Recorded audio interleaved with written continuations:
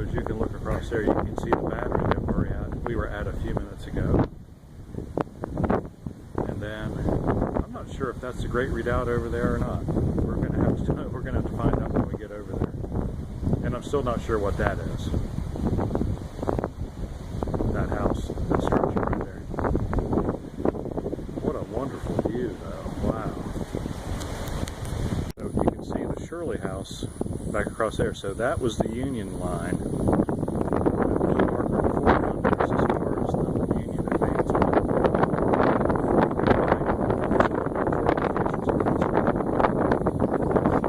Excuse me, that blue marker is the furthest that the mine went and blew it up, and that was the edge of the crater. So, I mean, that's how close these people were.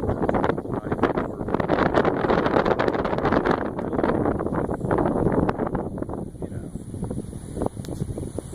100 feet apart by the time they got that line down and they blew it up.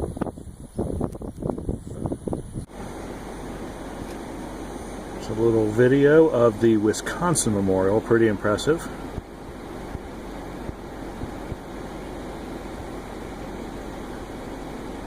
Been thinking about why there's so many, well, at the time they were western states. It's probably because it was easier to get the men down the Mississippi. So you don't see too many monuments of somebody from like New England, a state found in New England, or really even east of Ohio. Most of the states are Ohio and westward. Let's go up here and see the monument. Okay, in all seriousness, Edwin Bearss is a National Park historian. He's 93 years old and he's a Civil War aficionado. And he talks like this. Isn't that right, Lee? It is right, Chris. And I know that we have been listening to him. I think Richard Nixon took diction lessons from him. He's very knowledgeable. He's a great historian. Just not so great an orator. That's right. Sorry, Ed. That's right. I strongly recommend you read his books, although he does have documentaries. Here is the site of Thayer's Approach. We are looking southward. Can you even imagine having to go up that hill? There was a fort up there. Can you imagine even going up that hill trying to take that fort from all the way down there? Amazing. I wouldn't do it. You won't do it now, and there's nobody fighting. I'm not.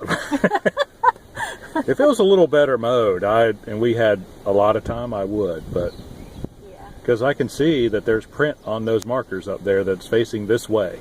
Yeah, but it's not mowed at all. No, it's not. It's unfortunate. There's no path. But yeah, that's a pretty good rise right there. And just remember, none of these trees were here. It all looked like this right here, all the way around this perimeter. Let's go up here and see the monument. Okay, in all seriousness, Edwin Bearss is a National Park historian. He's 93 years old and he's a Civil War aficionado. And he talks like this.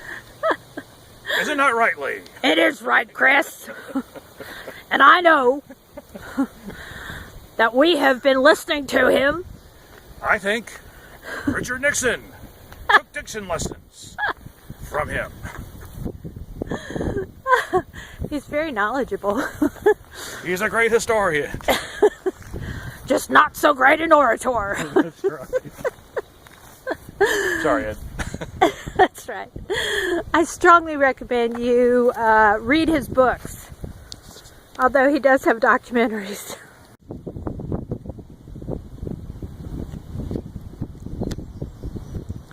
This is the monument to the naval forces at Vicksburg. I can't even see what I'm doing because the sun is so bright. I hope this is a good picture. Right.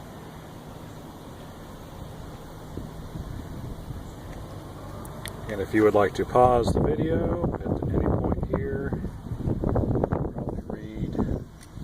because I can barely see the screen.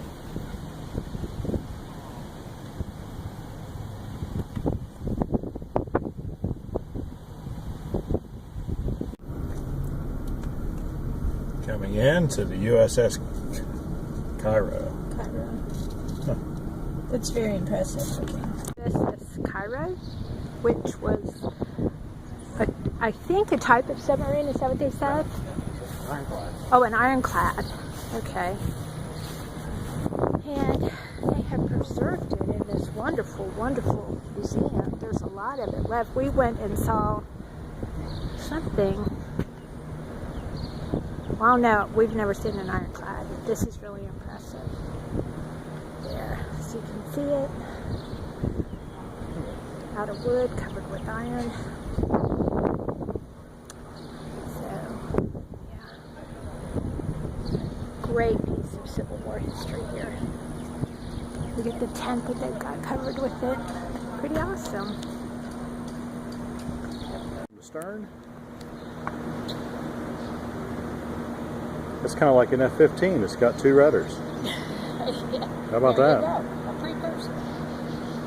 So yeah, a lot of the wood you see is just, it's modern wood that's just used to hold what's left of the original wood in its proper orientation and place. And so I imagine this boat sat at the bottom of the Mississippi River for, well, I guess we'll find out when we go in the museum. Yeah. I would, if I had to guess, I'd say it sat there for 75 years at least. At least. So it's kind of amazing there's that much left. I don't know if those are the original rudder pieces. They look original though. Possibly. What should say? The rudder pieces themselves look original. I don't know. Anyway, this is really, really cool. These were built for about 100 grand a piece, which is probably, I don't know, a few million nowadays. Give you a front end view of this vessel, what's left of it anyway, which is not much really. Where did the torpedo hit? I don't know. Like right Somewhere there, under. wood. Well, there's so much missing it's hard to tell. Yeah. And those smokestacks aren't real, they're just recreations made out of wood. So At the USS Cairo in Vicksburg, Mississippi. This was an ironclad. You can see the iron. I think that was iron over wood. We're going to go into the museum a little bit and see. There's some of the original wood right there. There's the original wheel. It was steam powered, right? yes. Steam powered, yeah. Yes, I guess it's paddle. Yeah.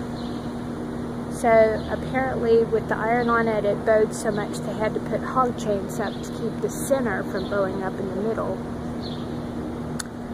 You can see a large crack in that piece of wood right there.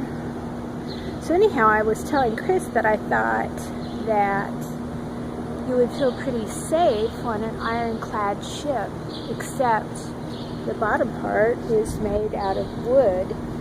And this one happened to have been demolished by a mine. Well, they called it a torpedo though, right? Well, it was really Yeah, a mine. During the Civil War.